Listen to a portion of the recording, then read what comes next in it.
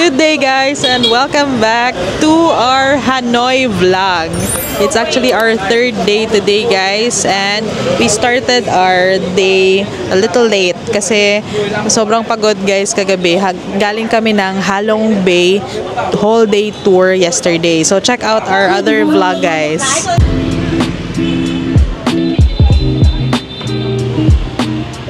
It's now 10 a.m. guys, and we started our day by having a breakfast here at Banh Mi 25.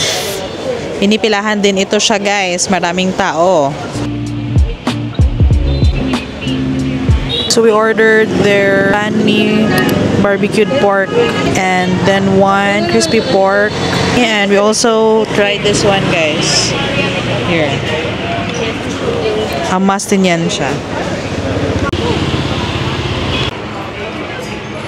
Yan guys, dito kami sa Banh Mi 25. So, dyan mag-order guys. Tapos, pwede tayo umupo dito. Or, yan, dito sa kabila. Here's our orders guys. This one. Then, 3 Banh Mis.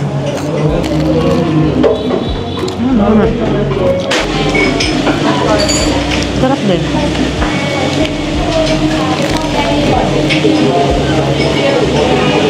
Let's try the sauce mix. Ay, yung gravy.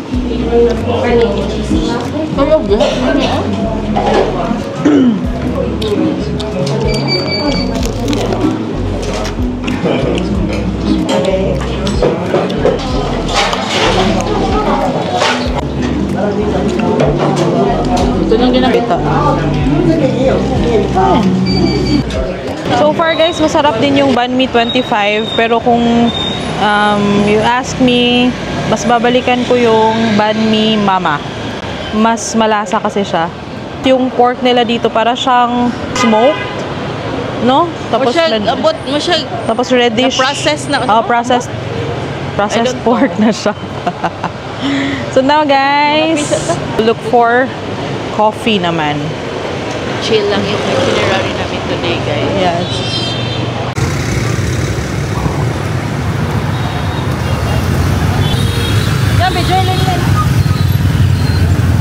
Braving the streets of Hanoi.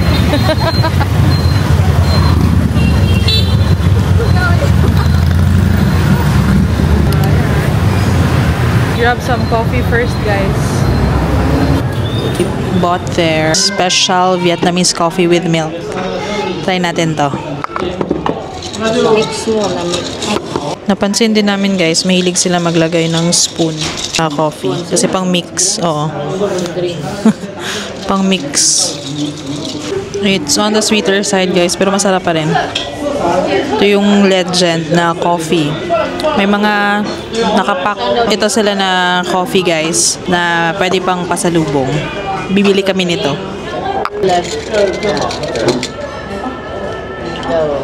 We're here inside Ho Chi Minh Mausoleum. Dito guys yung body ni Ho Chi Minh, yung sa mausoleum before. Ito yung leader nila before. Sobrang lapad din niya. It's the mausoleum guys. Saan yung body ni Ho Chi Minh. Super init.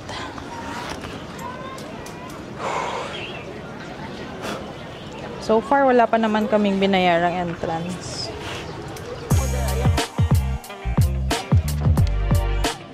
Dito lang kami sa grounds, guys. Hindi na kami papasok sa loob.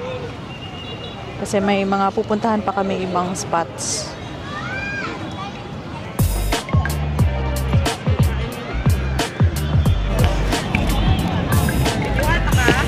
We're done here sa Ho Chi Minh Mausoleum. And our next stop is the One Pillar Pagoda. Mga 400 meters lang naman siya guys from the mausoleum. So lalakarin lang namin. Yes guys. Free lang, wala kaming binayaran dito. Dito sa mausoleum guys, ang daming tao. Parang may ganap kasi. Tapos it's April 27 ngayon. April 30 will be their reunification day. So it's a big national celebration yata for Vietnamese people. Holiday yan dito. One of the reasons why madami daw tourist ngayon kasi sa holiday nila. Guys, this is the Ho Chi Minh Museum. Pero hindi na kami papasok.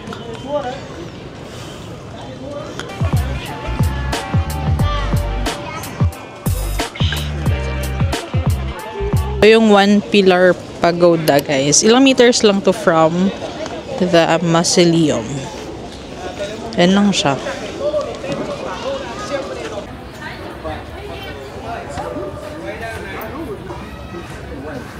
Or siya ka ng altar. Guys, we're here at a random na restaurant kasi sobrang gutom na. This is chicken pho. Order kami ng ganito. Guys.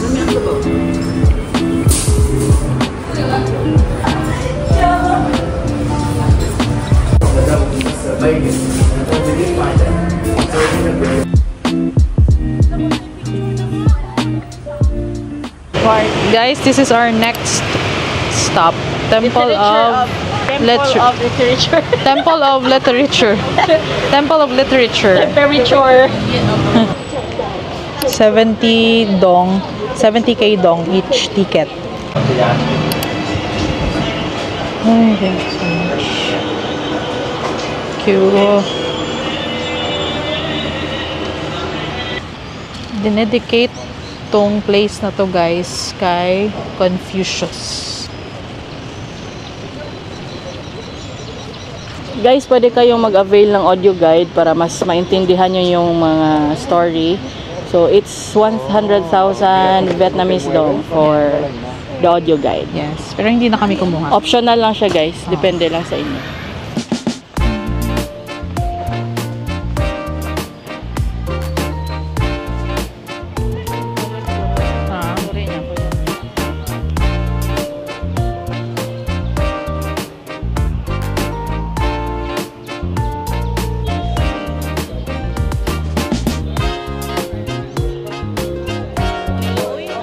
Ganin. Graduate sila. Guys, we're almost done here sa Temple of Literature. After this, we will be going to Ngong Sok Temple. Then after that, guys, tapos na yung itinerary namin. So, it's our free time. So, maybe magmo-mall na lang kami para malamig. Kasi we already checked out to our Airbnb. Kasi travel na kami. Travel na kami to Sapa later, mga 9:30. Yep. Yeah.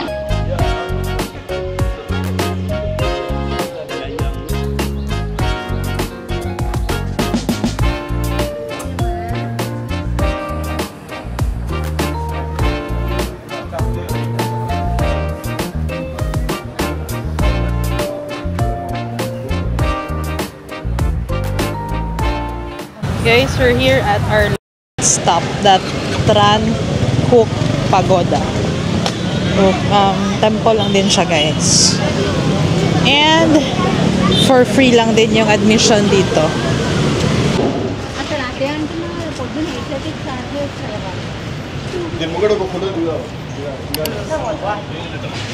Since this is a pagoda, guys, shorts and off-shoulder clothes are discouraged.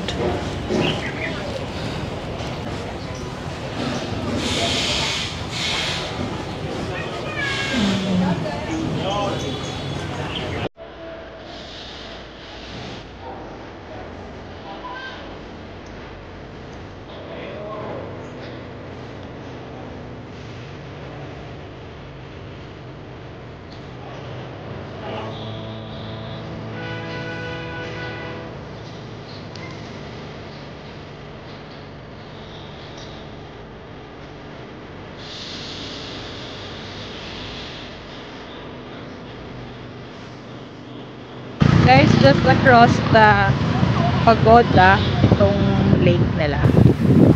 Maganda din dito, guys, mag-picture. So, naghanap lang kami ng spot para mag-picture.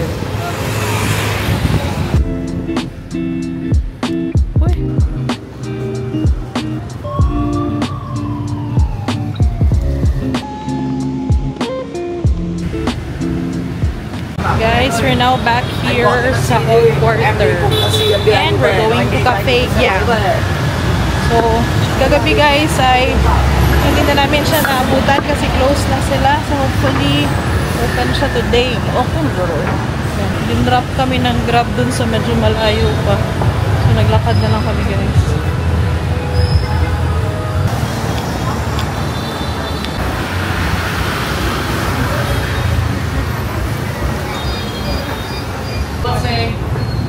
Upstairs.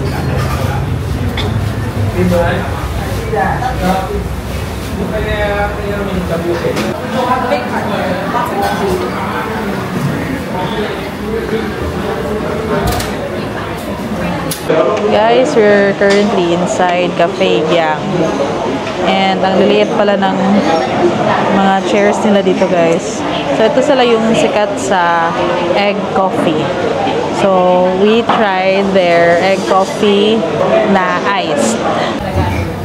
Ano mo ha? Ito yung space nila guys sa second floor. Ito yung mga chairs nila dito guys, ang liliit. Struggle is real.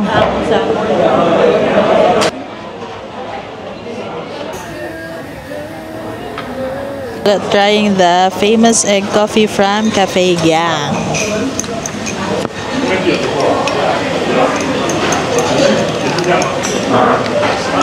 Ay, ako yung tissue, no? Guys, so far medyo okay dito. Mas masarap. Kesa dun sa na-try namin kagabi na medyo malansa yung egg. Dito okay lang. Pero yung babalik-balikan ko pa rin yung sa Kong Cafe na salted cream. Parang okay na ako dito sa Cafe Yang. Or sa egg coffee. Not really my coffee. My type of coffee. Guys, so I opted sa salted cream nila. So far, okay naman, pero I think mas nagustuhan ko talaga sa Kong. So yun ang babalik-balikan ko dito sa Hanoi. Then sa egg coffee naman, parang it's not for me talaga. Hindi ko gusto yung egg. Parang nalalansahan talaga ako. Hindi ko trip talaga, guys. For me, okay lang siya, pero I think if marami yung ice, magiging okay siya. Kasi medyo hindi siya masyadong marami yung ice. Parang may aftertaste na malansa. I think hindi na ako uulit. Kong coffee pa rin.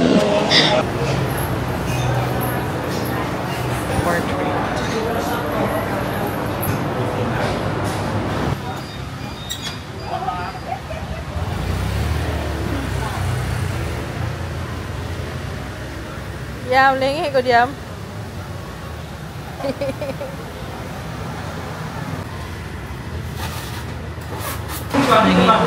Naghanap na ng rice. Ano niya? Ato cart. Oo.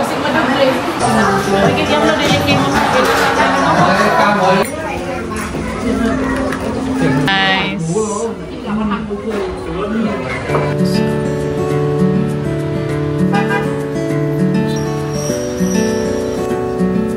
Guys, ay andito na kami sa pick-up location.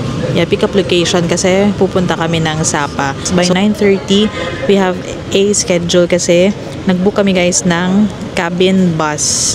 So 9:30 yung pick-up time niya going to Sapa. Yung pick-up location guys is Tom's Cafe. Malapit lang din siya sa Old Quarter. Then we booked this ticket through Klook. So, 3 ticket yung binili namin guys. It's around 900 pesos per person. So, tag-isa-isa kami ng cabin. I-share ko later kung anong itsura ng bus at kung ano yung may experience namin. Kasi guys, yung bus is dalawa yung pagpipilian nyo. It's either sleeper bus or yung cabin bus. So for us, it's more comfortable kasi yung cabin para at least hindi naman kami pagod tomorrow pagdating namin kasi mag-start na yung day 1 namin tomorrow Sa Sapa. sa Sapa. So, mas okay na at least well-rested kami. Yes. So guys, yung travel time will take around 6 hours daw. So 9:30 alis yung bus dito. Mga 4 a.m. daw, andun na kami sa Sapa. Pero inaalaw nila na hanggang 5 maka-stay pa sa bus. Para For naman, safety purposes. for safety purposes na din. So yung hotel na na-book namin guys, through Agoda siya, is the Phung Nam Hotel. So, i-share ko sa separate vlog na yun for our Sapa vlog na. Room tour na naman ulit. Yes!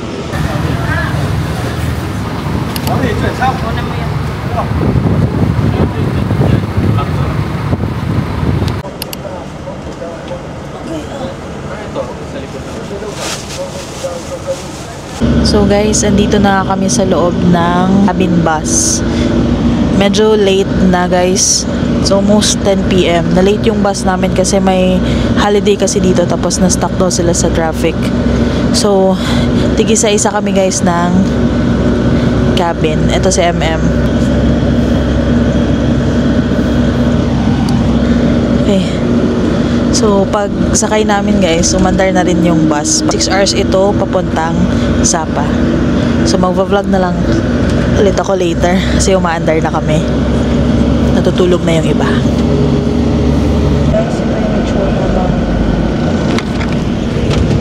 Guys, ito yung itsura ng cabin. May blanket. Tapos may una naman. Tapos may cover din. Oh, ayan. Tapos nag-provide din sila guys ng water.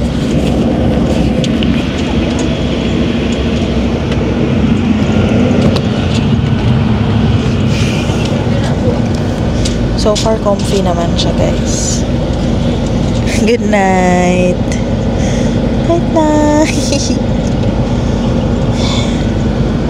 So, I'll try to sleep muna kasi nga 6 hours pa to. Mga 4 a.m. or 5 a.m. guys. Nasa Sapa na tayo. Guys, yung height ko pala is 5'1". So, ito yung sa ulo ko. Tapos, ito naman yung sa paa. So, kasyang-kasya lang naman.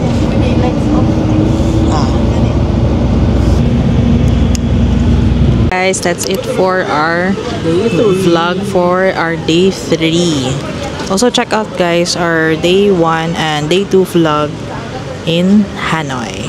That's it guys. Don't forget to subscribe. Bye-bye.